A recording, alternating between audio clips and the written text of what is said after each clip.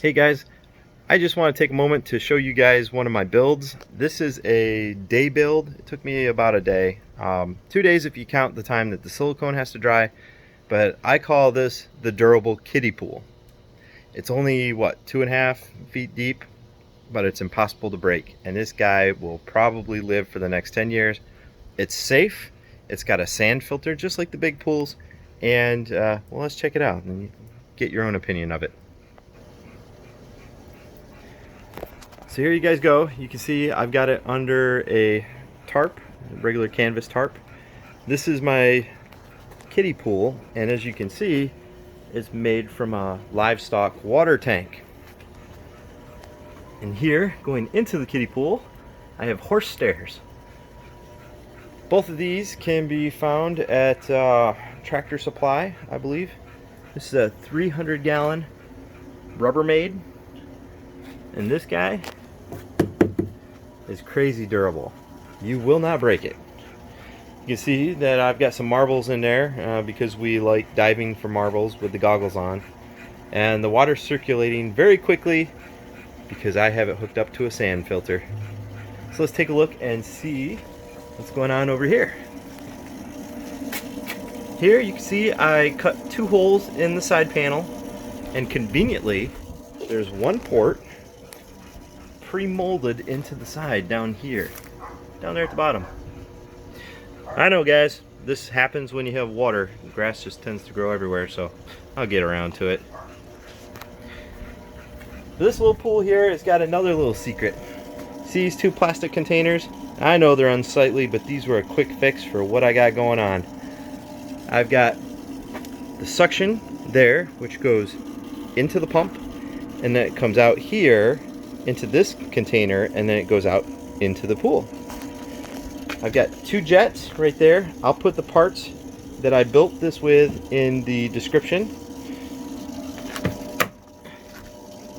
What is this mystery? This right here is a pool heater. It's a jacuzzi or spa heater. I keep it in this guy because it keeps it watertight. And in this guy here, I've got redundant GFCI and basically a power strip. So my pump and my pool heater all plug into this guy. This Craftsman bucket, I really dig it. I got this guy at Lowe's, and I thought, man, that's so cool. And you can see, all I did is cut a little dimple for the wires. That's it. Just a little square cut. This pool filter right here is absolutely awesome. Easy to maintain. I keep hardware in this guy. You can see I've got extra parts and my hose clamp. And in this guy, you see I've got my flush hose. I drain the flush hose and I stick it in here, and it's good to go. This little pool right here, even though it's in the shade, with that guy running with the pool heater for about 1 hour per day, I think is what it said at, it's sitting at about 88 degrees, which is very comfortable for a pool. And if I run it for 2 hours, this pool here can easily get up to 90 degrees, which is almost hot tub temperatures. Not exactly what you want in the summer, but I'll tell you what, I don't have a hot tub at this house, but this guy sure takes the bait. Very nice. So all I do is flip the little pool temperature in, let it float around for a little bit, and I get a reading on the temperature. But this pool is almost completely indestructible. The kids sit here, they act like idiots, splashing water all over the place. It's perfectly fine. They will not break this pool.